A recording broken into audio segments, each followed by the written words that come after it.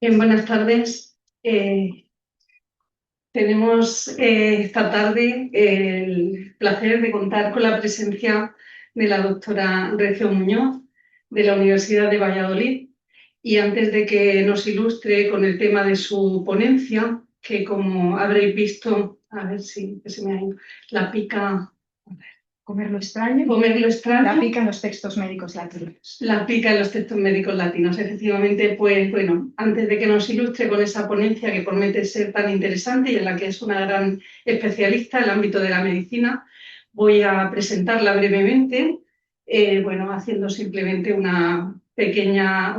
dando una pequeña pincelada sobre su trayectoria profesional. Eh, Victoria, como decíamos, es doctora en filología clásica por la Universidad de Valladolid, también de la de Salamanca, Convención Internacional.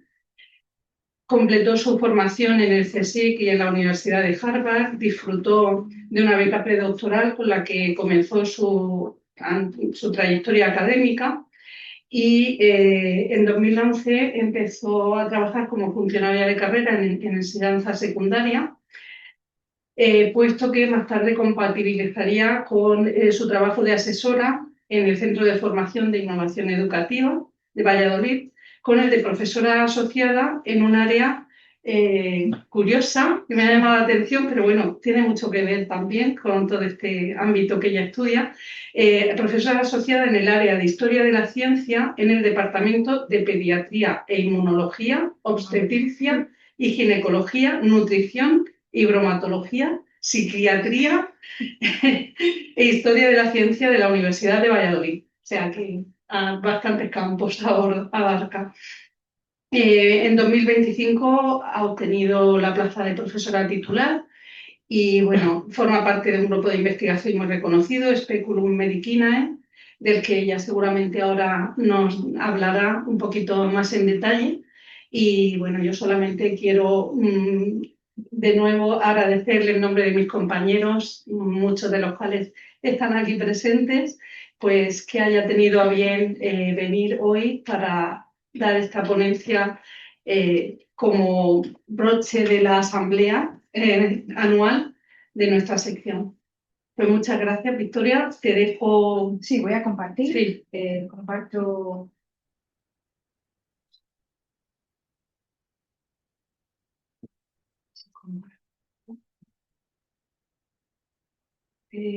No sé si estoy compartiendo, Pablo. Ahora sí. Sí, sí se ve. Sí, ¿verdad?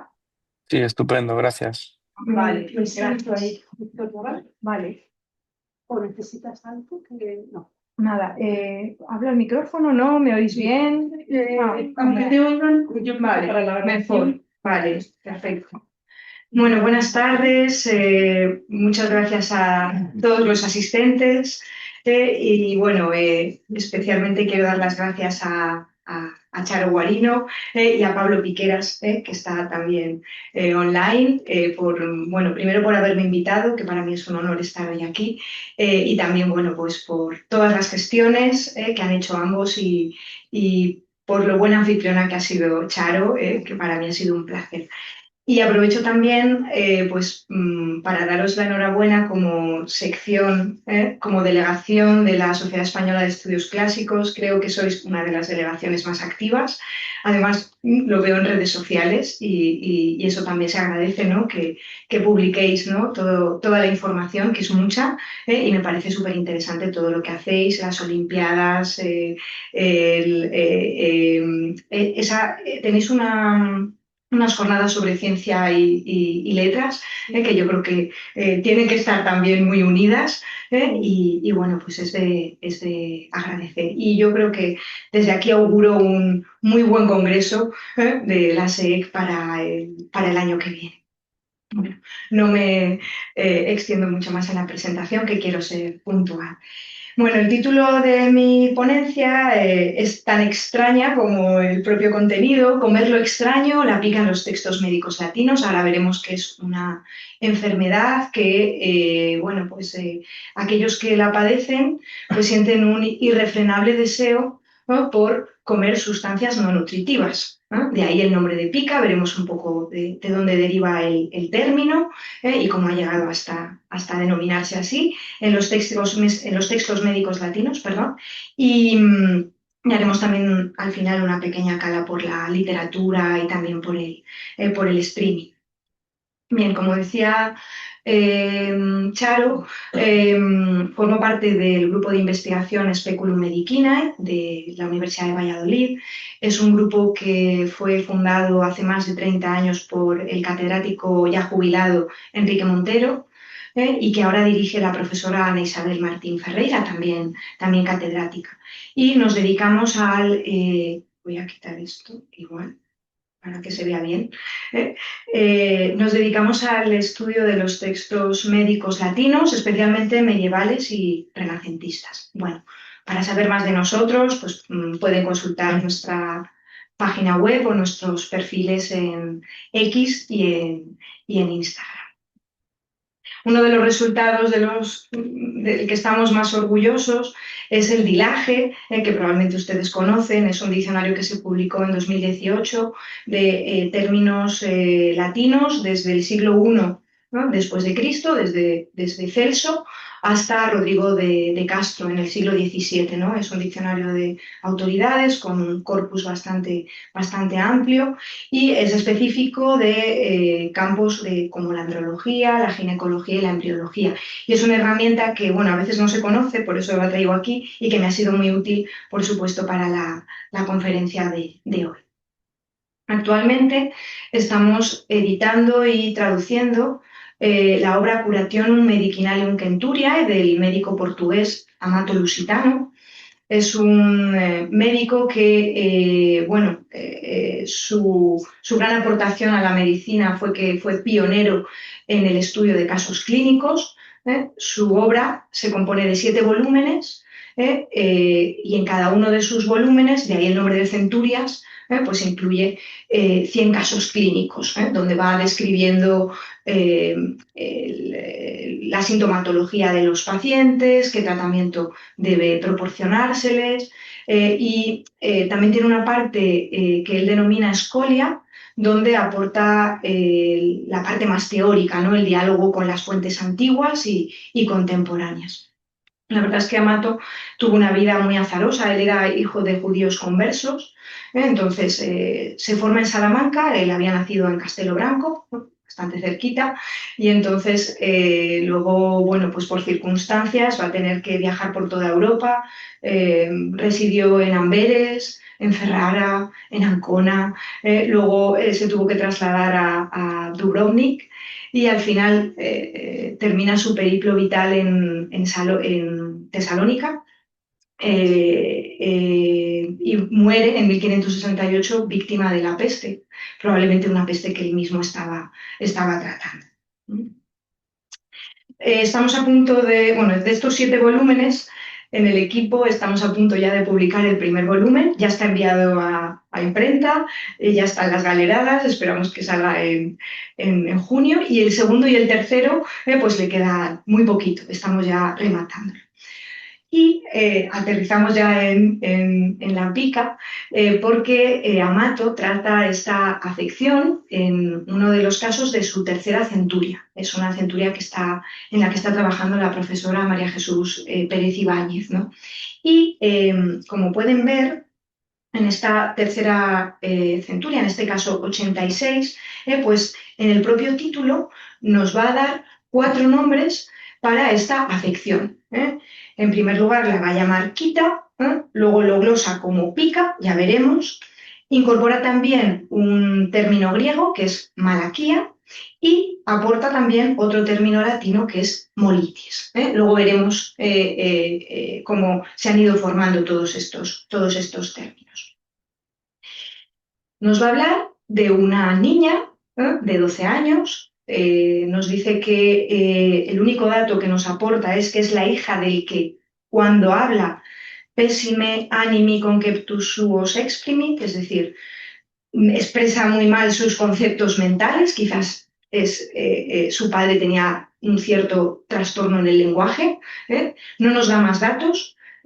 A veces nos da muchísima información, nos da nombres y apellidos, otras veces nos da una información bastante general, como vemos aquí. Probablemente sea alguien bastante conocido. Esta tercera centuria está ambientada en Ancona. La Curatio también. Las primeras están en Roma, pero esta ya está en la ciudad de Ancona. Y nos dice, aparte de la edad, que tiene el rostro pálido, grácil en su postura, es decir, que probablemente esté delgada, ¿no? Quizás consecuencias de esta afección que padece.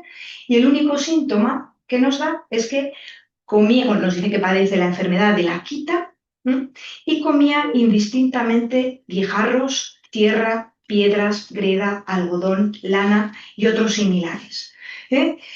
Y nos dice además el contexto. Nos dice, y tanto se complacía con ellas que mientras cosía, comía con agradable apetito el algodón del cojín en el que suelen coser las mujeres. Es decir, que se comía el relleno, ¿no? La borra, ¿no? del cojín, aunque la riñeran su madre y otras asistentes, ¿no? Es decir, que lo hacía públicamente, ya no a escondidas, ¿no? No era algo que pues probablemente tenía ese deseo irrefrenable, que lo hacía públicamente aunque la reprendiera, ¿no? Dice, no solo comía lo que acabo de mencionar, también otros alimentos completamente absurdos. Efectivamente, se trata de lo que hoy en día llamamos pica, que forma parte dentro de la Clasificación Internacional de las Enfermedades de 2022, de un trastorno del comportamiento alimentario, al mismo nivel que, aunque es menos conocido, que la anorexia nerviosa, la bulimia, el trastorno por atracón, ¿no? Y los estudios nos dicen que afecta especialmente a mujeres embarazadas, a personas con enfermedades mentales y también he dicho personas con enfermedades mentales, he dicho embarazadas y personas con discapacidad, con alguna discapacidad. Quizás no es casual que Amato nos esté diciendo aquí que es la hija de un padre que tiene un cierto trastorno del lenguaje. No nos llega a decir qué le pasa a la niña, ¿no?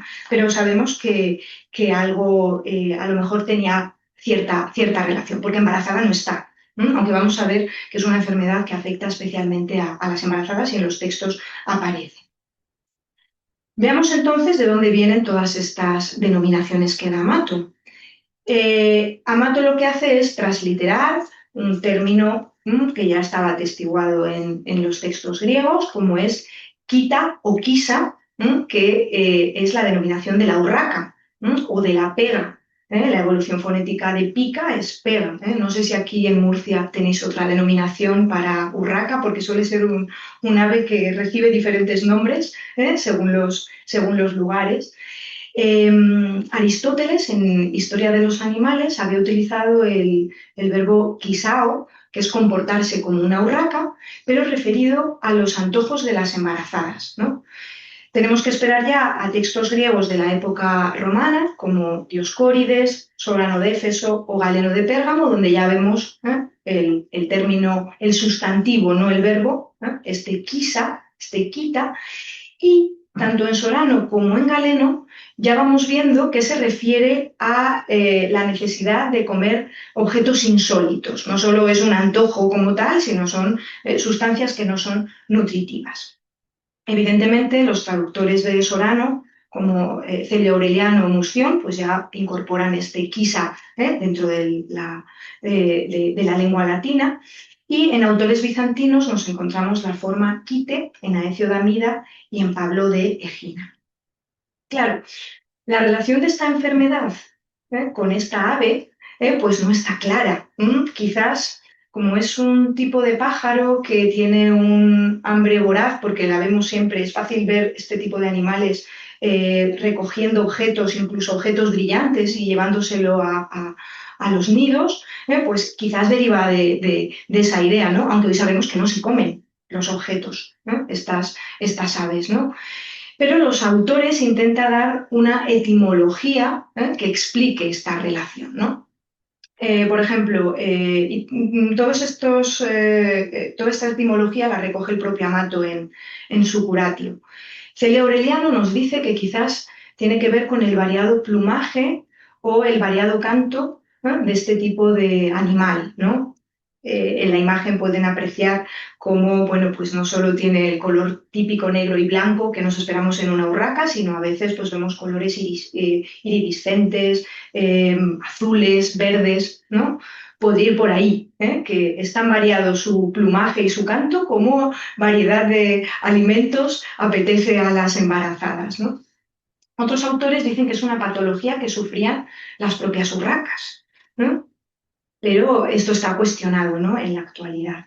Y Sorano de Fesó, por ejemplo, lo relaciona con la hiedra, con quitos, ¿no? Que como es una planta trepadora, que es capaz, ¿no?, de cubrir todo un muro, pues quizás también es esa idea de un paciente voraz, ¿eh? El propio Amato duda de esta etimología, dice que había que darle poca veracidad, ¿no? Bien.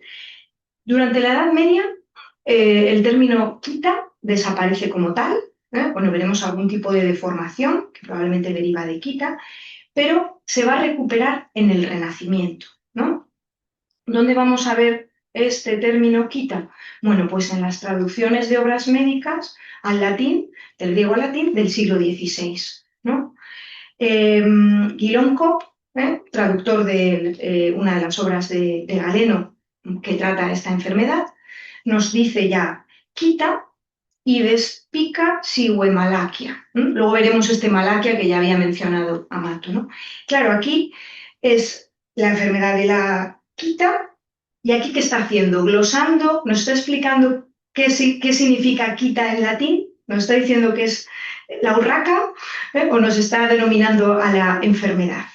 Aquí ya es esa duda. Aquí más o menos parece una glosa, simplemente está glosándolo como tal, ¿no?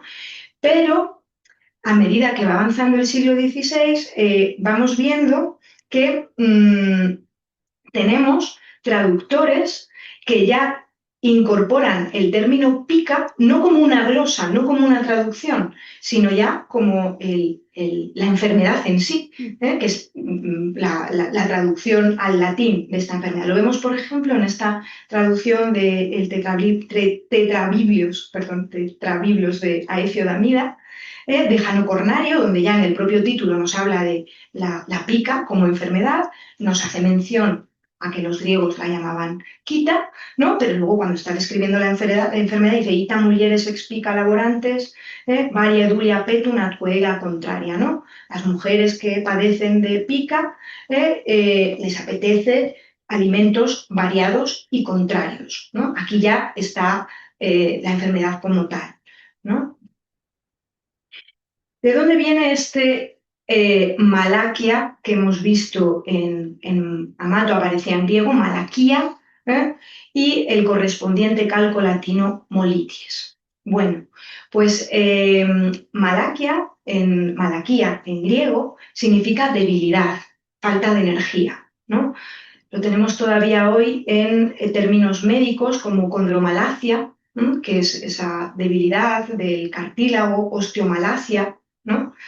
Pero en los autores latinos los podemos encontrar como en el sentido de debilidad, lo tenemos, por ejemplo, en Séneca, en las epístolas a Lucilio, ¿no? O referido, como vemos en Julio César en De Velo Civili, a la calma chicha, a la tranquilidad del mar, esa tranquilidad del mar. Pero no aparece con ese significado de antojos por sustancias no nutritivas, al menos en los textos griegos. Hay un testimonio importante en toda esta evolución.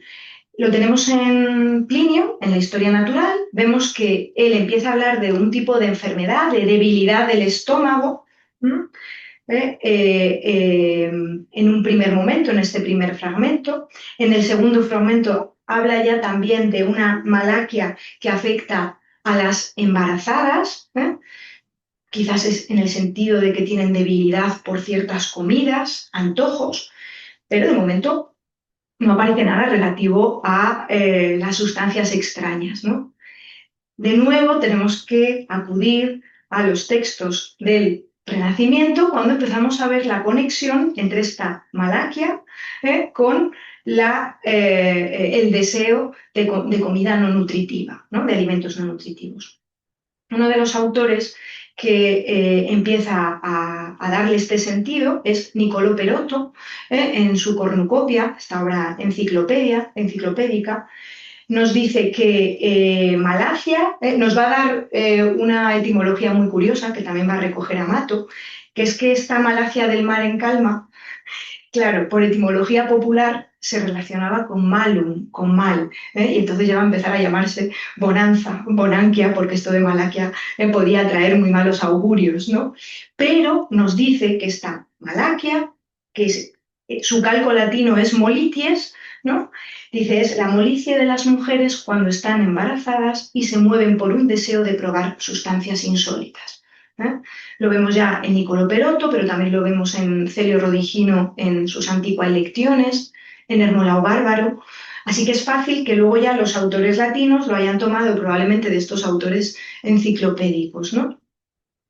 Y así nos vamos a encontrar, no solo en Amato, sino en otros autores, estos dobletes léxicos. Nos podemos encontrar en Jean Fernel la pica y la malaquia, en Cristóbal de Vega de nuevo pica, sigo y malaquia como sinónimos, como sinónimos. Jean Le Bon, Ambroise Paré, o en Johann Lange, donde estaba explicando pica y dice malaquia quan graeci quisam vocant, ¿no? Claro, en el caso de Amato es bastante paradigmático, porque va a reunir cuatro términos, ¿no? Cuatro términos.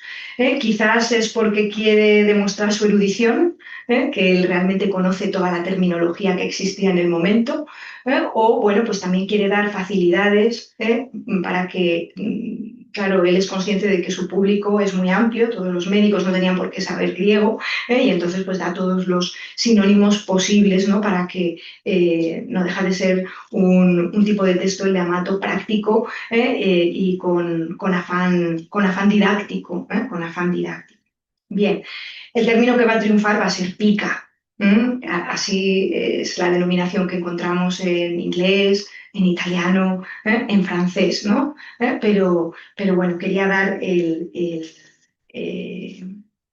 espectro completo. ¿Qué ocurre en la Edad Media? Porque he dicho que ni Quita ni Malaquia aparecían en la Edad Media. Bueno, pues lo que es la patología sigue existiendo, pero lo que nos encontramos es un tipo de sintagma en el que se enfatiza la corrupción del apetito, la irracionabilidad de ese apetito. Y así nos encontramos en las primeras traducciones del árabe al latín, que tienen lugar en el sur de Italia, a cargo de Constantino el Africano, un monje que procedía del norte de África probablemente, ¿no? Y que se va a dedicar a traducir textos del árabe al latín en la abadía de Monte Cassino.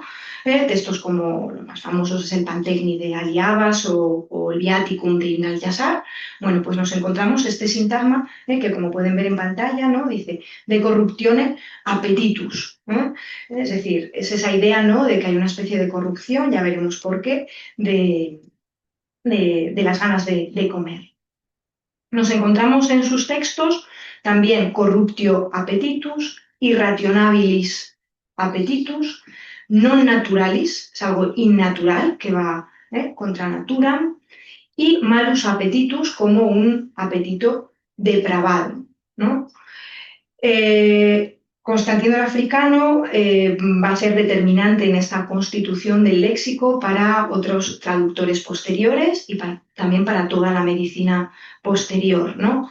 Otro traductor muy importante de textos médicos y también de textos científicos fue Gerardo de Cremona, ¿no? Quien en el siglo XII, la segunda mitad del siglo XII en Toledo, va a traducir la obra importantísima, ¿no? Para la medicina occidental, que es el Canon de Avicena. Bueno, pues ahí encontramos un De corruptione appetitus, y luego en otros tratados ya que no son traducciones, sino que son obras médicas como tales, pues tenemos en Bernardo de Gordon Corruptus appetitus, Michele Savonarola que es el abuelo de Girolamo Savonarola, no hay que confundirlo, este Michele Savonarola es un médico que está a medio camino entre la Edad Media y entre el Renacimiento, ahí en el siglo XV, es el médico muy importante. Bueno, pues nos dice corruptio appetitus. Y luego nos vamos a encontrar también una serie de deformaciones, no sabemos si del griego o del árabe, para definir la enfermedad, que por supuesto no van a pervivir en los textos renacentistas, ¿no? En el de estómago, traducido por Constantino el Africano, nos encontramos piros. Su editor y traductor, Enrique Montero, ofrece la hipótesis de que quizás derive de un pirosis, en la idea de deseo ardiente de aquellos que lo padecen. En Alberto Magno, en el de Animalibus, nos encontramos Quiriquion en la edición. El editor Stadler decide conjeturar un Quiriquion, aunque en los manuscritos nos encontramos Kition, que probablemente el Kition pues está muchísimo más cerca de este Kita o de Kite que veíamos en los bizantinos ya, ¿no? Tenemos un término bastante extraño en Valesco de Taranta, que es un laica, de origen incierto, como también lo es el tártata del breviarium atribuido a Serapión. Bastante extraño. Lo traigo también como curiosidad, en la edición incunable todavía se mantiene este tártata a la hora de describir la enfermedad, pero luego llega Andrés Alpago en la edición del siglo XVI y ya elimina este barbarismo, en esta idea de que los humanistas no, bueno, pues aborrecen todo este tipo de vocabulario que para ellos es corrupto, del árabe, y entonces en muchos casos depuran los textos de todo ello. Y luego tenemos en Mateo Silvático, en las Pandectae Mediquinae, un algalam o algalam, que quizás está enmascarando, o por una mala lectura, un algayam, porque gaya también es otro sustantivo que se utiliza para la urraca, de tal manera que este al quizás puede ser el artículo árabe, ¿no? Al-gayam. En fin, es difícil llegar a una conclusión de todos estos términos corruptos, ¿no? Pero bueno, como les digo, ninguno va a triunfar, en los autores renacentistas, por supuesto, y ninguno van a tener una continuidad en la posteridad. Bien, veamos qué síntomas, qué signos tienen aquellos que padecen de pica. Bueno, pues solo tienen un síntoma. Eso también es llamativo, ¿no? Que es que sienten un deseo irrefrenable. Vemos que son guijarros, tierra, piedras, greda, algodón, lana, etc. Pero nos vamos a encontrar todo tipo de objetos que irán aumentando y nos irán sorprendiendo cada vez más con el paso del tiempo. En Galeno veíamos también alimentos ácidos y agrios, ¿no? Trozos de cerámica, tizones, suponemos que apagados, obviamente. Pero, por ejemplo, ya en la Edad Media, en autores de la Escuela Médica de Salerno, muy influidos por estas traducciones de Constantino el Africano, allá en el siglo XII, pues nos encontramos el jabón, nos encontramos la toba, que es un tipo de material de origen volcánico, muy poroso, que se utiliza en construcciones, muy abundante en la zona de la Campania y también en la zona de Etruria, y que, bueno, en latín es tofus, pero que he traído aquí como ejemplo dos manuscritos, porque, claro, este término pues dio bastantes quebraderos de cabeza a los copistas, como pueden ver, cofos, tofos. Eso, claro, podía ser a lo mejor muy común en Italia, pero no tanto en otros lugares, ¿no? Bien, y luego a medida que vamos viendo en textos, pues aparece el agua fría, la carne cruda y el pescado crudo, la cal viva, vemos la estopa y la pez naval, los paños viejos y el cuero putrefacto, por ejemplo en Gorris, en las definiciones Medicae, las cañas de tabaco en el léxico de Blancardus, que apetecían, ¿no? Y a veces leemos también lo que pueden ser algunas exageraciones de los propios autores, ¿no? Este Michele Savonarola, del que les decía que era el abuelo del revolucionario florentino Girolamo, bueno, pues nos dice que vio a una panadera que cada día se comía una escudilla de cenizas. ¿Eh? Vemos, por ejemplo, en Juan Sorapán de Rieros, en la medicina española contenida en proverbios vulgares de nuestra lengua, ya en el siglo XVII, en un refrán que es curioso porque es de hambre a nadie vi morir, de mucho comer 100.000, nos dice que yo he visto alguna que dio en comer naranjas agrias y dejándose llevar de su gusto, despachó en un día 200. Exagerada, ¿no? 200. Otras he visto comer tanto queso que parece cosa increíble, ¿no? Y luego ya el caso más curioso lo tenemos en un autor de finales del siglo XVI, Joan Lange, en el que en su obra póstuma y ampliada de sus epístolas médicas, pues nos habla de varios casos, dedica una epístola completa, es la imagen, es la portada que ven en la presentación, a hablar de mujeres que sienten un deseo irrefrenable por carne humana. En el caso uno es el marido, otra es el pie de un sacerdote que pasaba por allí, en fin, es decir, que la cosa empieza a volverse ya casi cómica, que ya no sabe una si es un tópico, si es una realidad, ¿no? Pero hoy en día, en un artículo científico de neuropsiquiatría, pues pueden ver la cantidad de sustancias, motivos de pica y su denominación. Verán también que en muchos casos se recurre a lexemas griegos y latinos y otros es una auténtica barbaridad, ¿no? De lo que leemos a veces, ¿no?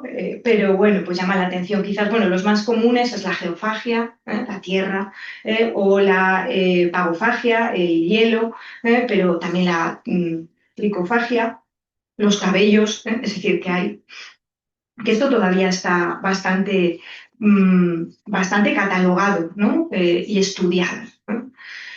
Aunque la etiología, la causa de esta enfermedad, resulta todavía un misterio para los médicos de hoy en día. En la antigüedad ya Galeno va a intentar explicarlo aduciendo que lo que ocurre es que hay una acumulación de humores nocivos en el estómago, ¿no? Luego los autores posteriores pues van a tirar de Galeno y van a repetirlo. Claro, esto es fácil entenderlo en el caso de mujeres embarazadas o que sufren retención de la menstruación. Claro, tenemos que pensar que desde el punto de vista fisiológico la menstruación era una materia impura que debía expulsarse todos los meses. ¿Qué ocurre si hay un embarazo o qué ocurre cuando hay una retención de la menstruación? ¿No? Bueno, pues que esos humores impuros lo que provocan son otros humores corruptos, a veces en forma de vapor, que pueden provocar que uno tenga este apetito, ¿no? Por sustancias que no son las habituales, las habituales. Claro, en el caso de Amato choca bastante, él también recurre a Galeno, porque dice, vale, yo en el caso de las embarazadas lo podemos entender, pero tenemos una niña de 12 años que no está embarazada, no sabemos qué ocurre, ¿no? Amato lo deja abierto, pero si leemos textos medievales nos damos cuenta de que también afecta, Galeno dice que también puede afectar a varones, pero no dice más. En cambio, los textos medievales sí que vemos que son varones que habían seguido una mala dieta y por eso había provocado este tipo de patología, y son también los medievales los que dicen que puede afectar a enfermos de manía y de melancolía. Hoy la verdad es que no tiene una explicación fácil. A lo mejor ustedes han oído que se trata de un déficit de algún micronutriente que lleva a ingerir, ¿no? A intentar buscar este déficit pues, en tierra, en carbón, ¿no? Pero no se sabe si eso es la causa o la consecuencia. Es decir, que hoy también se piensa que ese déficit de micronutrientes puede venir porque uno ha estado ingiriendo este tipo de productos y entonces el aparato digestivo se ve dañado y no puede absorber propiamente estos nutrientes. No se sabe. Hay quien habla de alteraciones del gusto y el olfato, causas hormonales en el caso de las embarazadas. pero también pueden ser cuestiones culturales. Ya les digo que no es ahora mismo la etiología no está tampoco clara. En un contexto de hambruna, a todos pues, nos viene a la cabeza que sí, pero no es el caso de Amato, ¿no? En el caso que sabemos que es un caso clínico real, no es así, no es así. Entonces, bueno, pues es algo ahí que está pendiente para la ciencia todavía hoy. ¿Qué tratamiento se les puede dar? Bueno, pues en el caso de Amato vamos a ver un tratamiento muy extenso, pero que es compatible con los que podemos ver en otros textos de la tradición. En primer lugar, claro, lo que decíamos, independientemente de si es que tiene falta de micronutrientes y un déficit de hierro, ¿no? O de otros minerales, pues lo primero que hay que hacer, hay que proporcionarle una dieta buena. Una dieta a base de alimentos excelentes y de buena sustancia, es decir, nutritivos, que son los alimentos buenos para la época, que verán que son un poco diferentes a lo que nos recomendaría un nutricionista hoy en día, ¿no? En primer lugar, bueno, pues recomienda carne de ave, que entonces era pues la carne más apreciada, y sobre todo la de caza. Faisán, perdiz, o carne de engorde, como es el capón, pero también los mirlos, los tordos. Se esmera aquí Amato, ¿no? En hacer toda una dieta completa.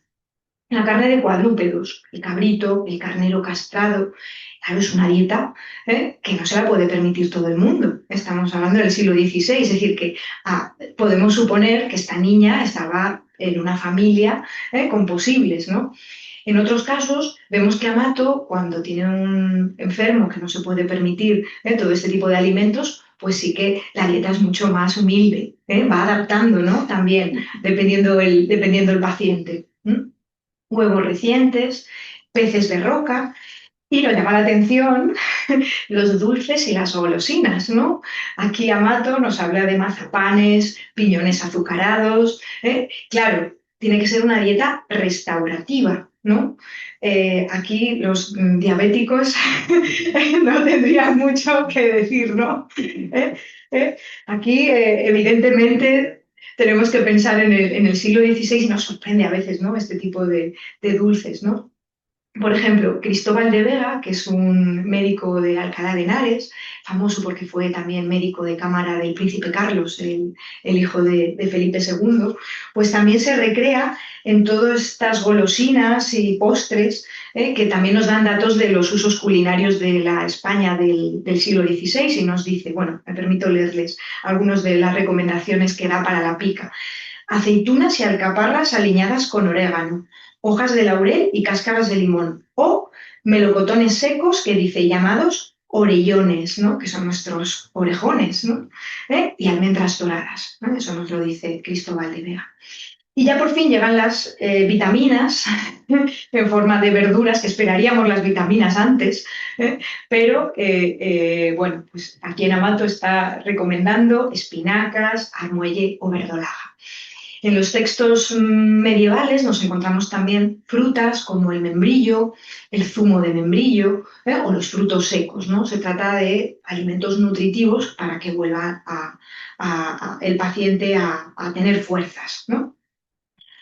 En segundo lugar, recomienda algo que también es muy habitual en los tratamientos médicos, no solo de la pica, pero en este caso yo creo que tiene una intención, que son los vomitorios y los purgantes. Claro, no descartemos que alguna de estas sustancias estuviera todavía en alguna parte del aparato digestivo, ¿no? Y entonces habría que expulsarlo por arriba o por abajo. En el caso de las embarazadas, siempre se recomienda purgantes suaves para evitar un aborto. Aquí en Amato, como no está embarazada, no dice más. No dice más.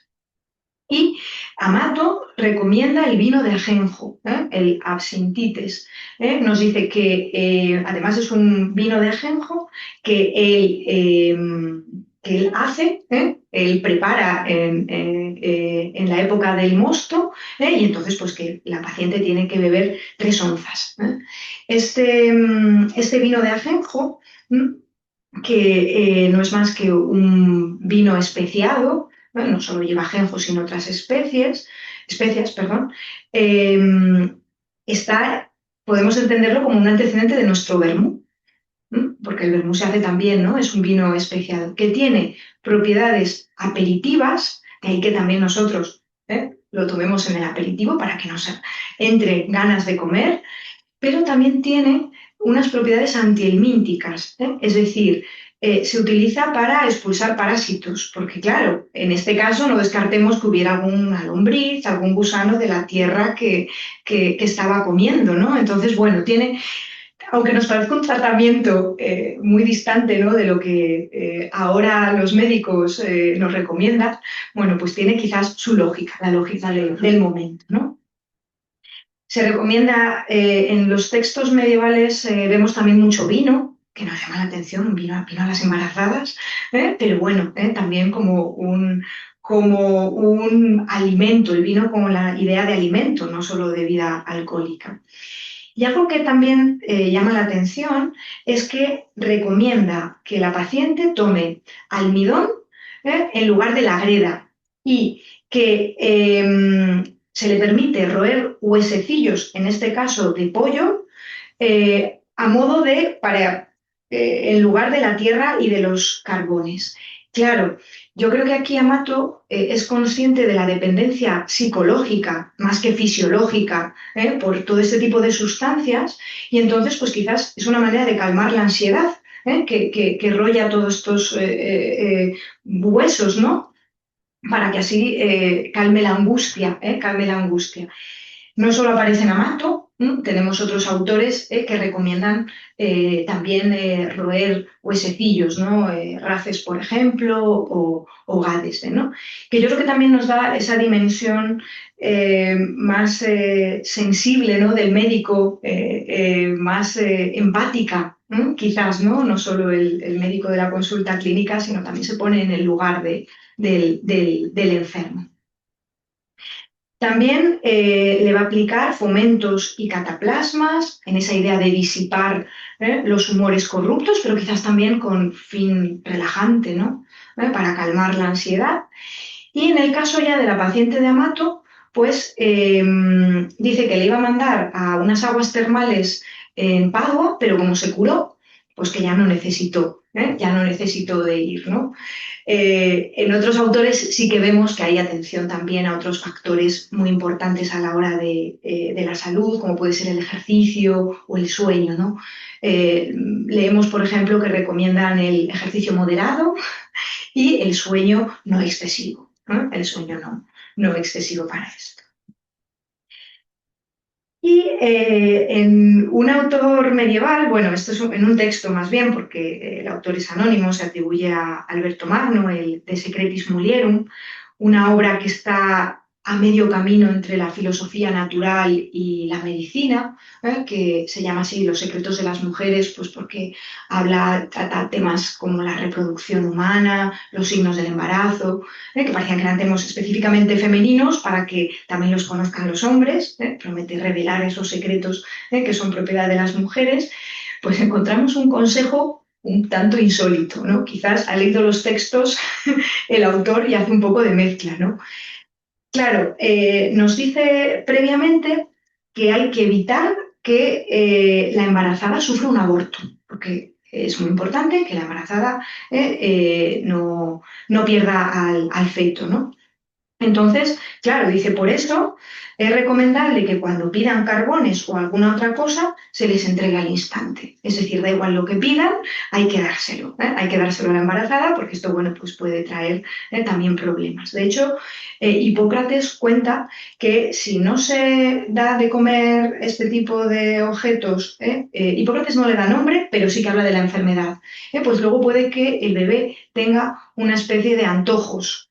Antojos, una deformación en la piel, algún tipo de bulto, que eso todavía persiste mucho en la tradición de hoy, del siglo XXI.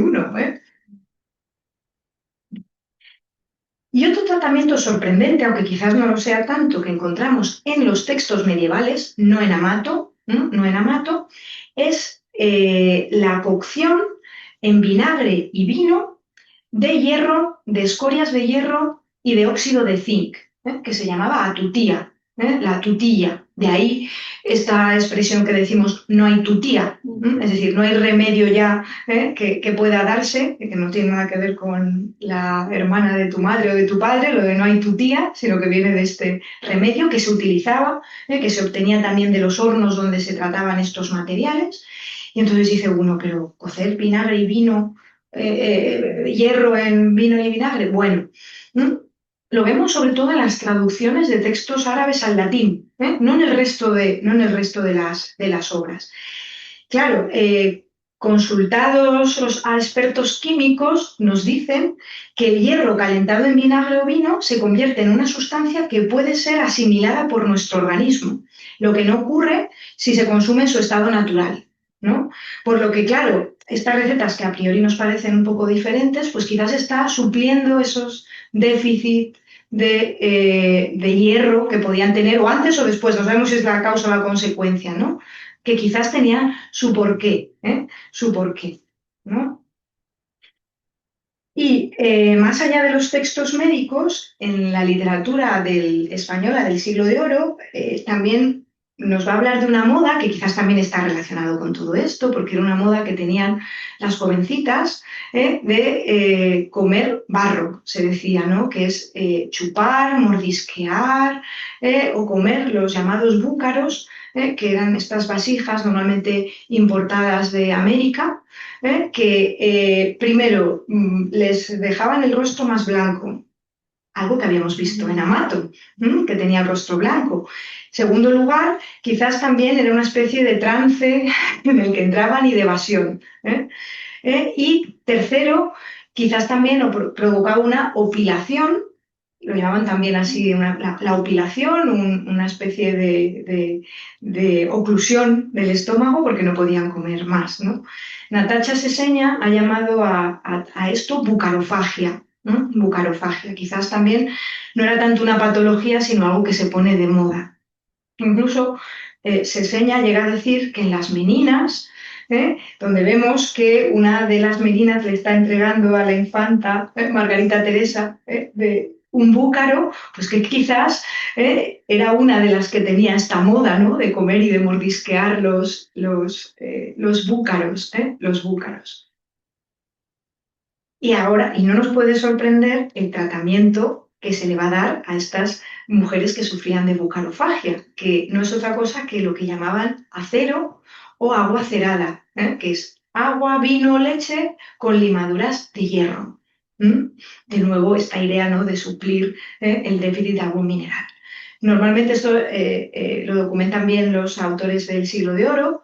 El tratamiento se daba por la mañana, este acero. Sobre todo eran mujeres las que tenían que pasearlo. Y a veces acudían a las fuentes de la ciudad, a veces eran fuentes con agua ferruginosa, lo que también ayudaba a suplir estos micronutrientes, y ahí también había citas amorosas. Me habéis comentado hoy que había también, ¿cómo era? El tontódromo,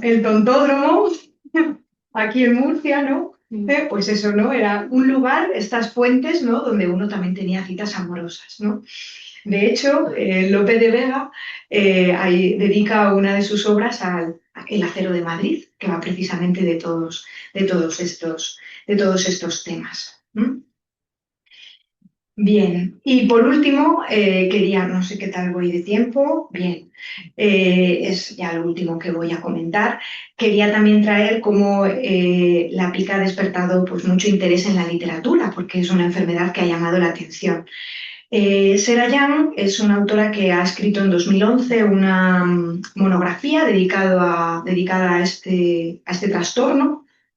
Y bueno, lo hace desde una perspectiva médica, antropológica, cultural, y dedica un anexo a recoger los casos de pica en la literatura. Yo aquí voy a remitir alguno. Remite solo a los casos hasta 2011. Yo he traído alguno más que encontrar. Bueno, nos sorprende, por ejemplo, que está en el Quijote. En la novela del curioso impertinente, pues vemos cómo Anselmo, que le cuenta a su amigo Lotario, que padece, en este caso es un hombre, dice: Yo padezco ahora la enfermedad que suelen tener algunas mujeres que se les antoja comer tierra, yeso, carbón y otras cosas peores, aun asquerosas para mirarse, cuanto más para comerse. Pero está afectado por esa misma enfermedad. Lo encontramos también en Las uvas de la ira, de Johnny Steinbeck. La protagonista, Rose of Sharon, está embarazada, el médico le había dicho que tomara leche y ella está pues que no puede tomar leche porque tiene muchísima hambre, ¿no? Y entonces le dice su madre, te he visto mordisqueando algo, ¿qué comes? Nada. Venga, dime qué comes. Un poco de cisco. En la versión inglesa, en la versión original dice slick lime, que es cal apagada, que es un material de construcción, que se utiliza en albañilería, ¿no? Dice, encontré un trozo grande, pero si eso es comer suciedad, me siento como si me apeteciera. Madre se quedó silenciosa, abrió las rodillas y se estiró la falda. Ya parece como que cuenta también su historia, ¿no? Dice, te entiendo, dijo finalmente. Una vez que estaba embarazada, comí carbón, un gran pedazo de carbón. La abuela me dijo que no debía. De nuevo esa idea, ¿no? De censurar algo que, por supuesto, es peligroso, ¿no? Es peligroso.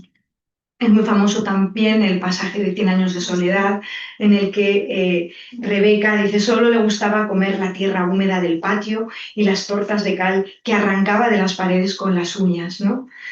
Y también lo hacía a escondidas en este caso, porque la habían reprendido por ese hábito, pues lo practicaba a escondidas y con conciencia de culpa.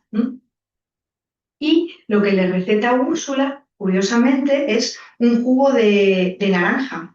Es un jugo de naranja y ruibarbo.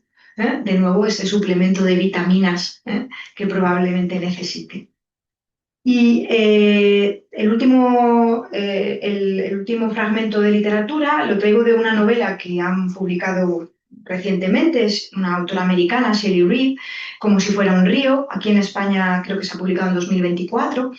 Este no está recogido en la monografía de Sarah Young y es el caso de una mujer que se queda embarazada a mediados del siglo XX, se queda embarazada de un nativo americano y entonces tiene que huir de su familia y bueno, pues se abandona la ciudad, ella cultiva su propio huerto y entonces llega un momento en el que tiene tantísima hambre que se pone a comer la remolacha y dice...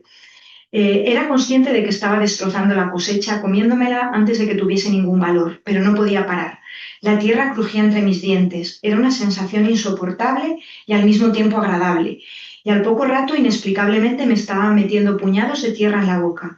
Sabía que aquello era descabellado, pero algo me decía que era lo correcto. Rompí a llorar, abrumada por la confusión. Mis lágrimas salaban la tierra que yo recogía con la lengua de la sucia palma de mi mano.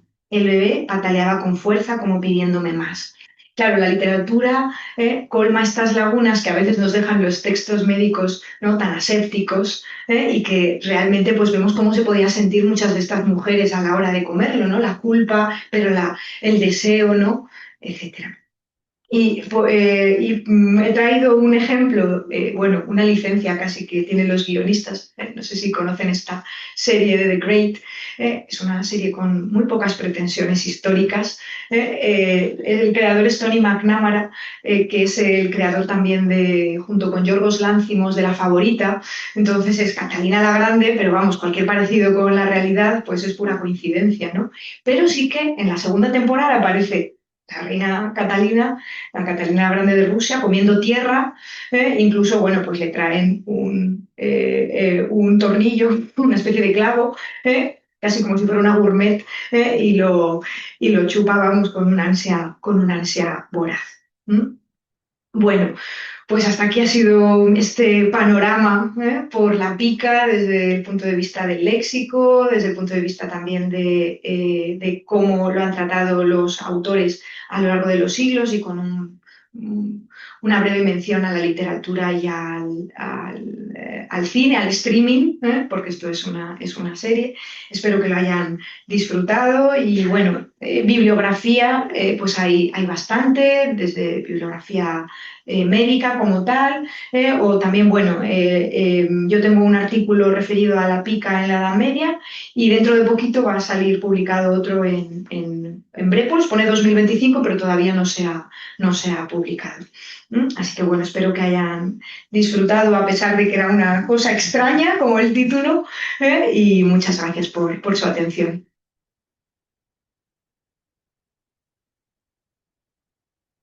Bueno, Victoria, muchísimas gracias. Ha sido, la verdad, muy interesante, divertido y, bueno, repulsivo en algo. Pero Sí. bueno, la verdad es que es muy, no sé, nos ha sugerido seguro muchas cosas a todos. Yo te agradezco muchísimo la exposición, brillante y amena. Y si alguien de la sala quiere hacer alguna pregunta, Sí. Esteban. No, no son preguntas, son algunas Sí. cosas que me he sugerido muchas, pero alguna que quizá más curiosa sí quería consultarte. Bueno, y aparte de felicitarte por esta conferencia tan amena y también documentada. Es, por ejemplo, el término atutía. Sí, En griego aparece en un manuscrito alquímico Claro. medieval. Aparece Claro. como atucía, Ujú. pero ahí aparece como un remedio popular, es decir, una especie de pomada Sí. que aplicaba, es de origen árabe, eso está Sí. claro, porque en griego no aparece antes de ese tratado medieval. O sea que de influencia, es un manuscrito además que está compuesto probablemente en el sur de Italia. Claro. Claro. Y aparece como una especie, una impresión de ungüento que Sí. aplican En estos autores de la Escuela Médica de Salerno, que comentaba Plateario, Joanes de Santo Paulo, que he traído aquí dos manuscritos, en el caso de Plateario aparece también como remedio para los ojos. Aparece, creo que como tucia, yo creo que aparece TUCIA, este tutía, con todas las variantes que había, porque no hay tutía o atutía, es que no es remedio. eso es, no hay remedio. Eso es lo que quiere Claro, decir sí, con la pero eso es, no tiene nada que ver. Lo que pasa es que, claro, nos cuesta ver esa relación, claro, con el óxido de zinc, con el óxido de zinc, sí, y se utilizaban también todos estos minerales para otro tipo de recetas. Incluso en Plateario también encontramos limaduras de hierro en leche para, por ejemplo, la tisis. ¿Mm? Lo curioso es que para esta enfermedad no lo encontremos en los textos renacentistas, solo lo encontramos en las traducciones de textos árabes. Pero luego vemos que ha seguido existiendo de alguna manera porque se va a recuperar en el siglo de oro. Y también hay textos en castellano donde vemos esto del acero y de el agua cerada para ello, ¿no? Pero sí, la tucia o la tutilla o la tutía se utiliza en Salerno, seguro, y seguro que en más textos medievales, sí. Y luego también la cuestión de, bueno, la panadera esta que comía ceniza y también el tabaco. Yo es que eso lo he visto que hay quien lo ha tomado para el ardor de estómago, Sí, para aliviar como una especie de carbonato para aliviar el ardor de estómago. claro. Que no sé si tendría que ver por los humores. Sí, verían como algo que... Si les aliviaba, a lo mejor lo probaban por casualidad y veían que Claro les que... aliviaba, Sí, entonces lo tomaban. sí. Y bueno, ya para no capitalizar mucho la cosa, una cosa a título de curiosidad. Cuando yo estudiaba en el instituto tenía un compañero que le encantaba comerse la tiza. La pizza sí que... Es muy habitual, Sí. sí. Sí, a mí me ha comentado también, pues, puñados de sal, puñados de sal, que sí, como una necesidad así. Y la tiza. Tiza tiene que eso es yeso. Y eso, claro, sí. Sí. Ahí no sabemos bien la causa. Muchas gracias.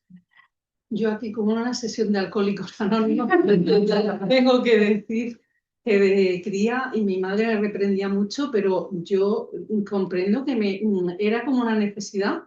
Necesitaba echarle un poquito de vinagre al agua o incluso mojar molla de pan en vinagre. Y me daba por temporada. Claro. Me decía, te vas a volver anémica, que el vinagre rebaja la sangre. Y yo digo, no sé si sería porque mi cuerpo lo necesitaba o una manía que se me quitó. Pero luego también las pastillas de Avecren o de Ay, eso me pasaba a mí, sí, de niña. menos mal, porque Eso me pasaba a mí de las niña. guardaba cuando Sí. guardaba lo que quedaba en los pliegues, porque yo de vez en cuando me gustaba coger un pellizquito de Avecren y decía a mi madre, que eso no se come, que eso... Y bueno, entonces, y yo pensaba, si lo echa a la comida, como que no se come. Y entonces guardaba las papelinas de plata Sí. y entonces por la noche me ponía a leer en la cama y era un placer estar comiendo ese saladico así mientras leía. Es una cosa rica. Yo también, ¿eh? Yo también. Yo también. No sé si eso será alguna alteración hormonal, a lo mejor de cuando somos jóvenes, algún tipo de cambio, porque es una necesidad que realmente lo disfrutas y ahora lo pensamos, pues no es que sea lo más apetecible una pastilla de Avecren, pero es verdad que tiene una concentración de sal altísima, entonces quizás lo necesitábamos. Bueno, alivia pensar que no somos las únicas que padecemos este tipo de Más de trastornos. muchos. Sí. Bueno, Bueno, pues un placer, muchas gracias. Me alegro de que les haya gustado. ¿Eh? Y bueno, pues, que no sea la última vez que nos visitas. Yo encantada. El año que viene en el Congreso, así que Sí. segurísimo que vuelvo, que espero. Estupendo. Vale, pues muchas gracias.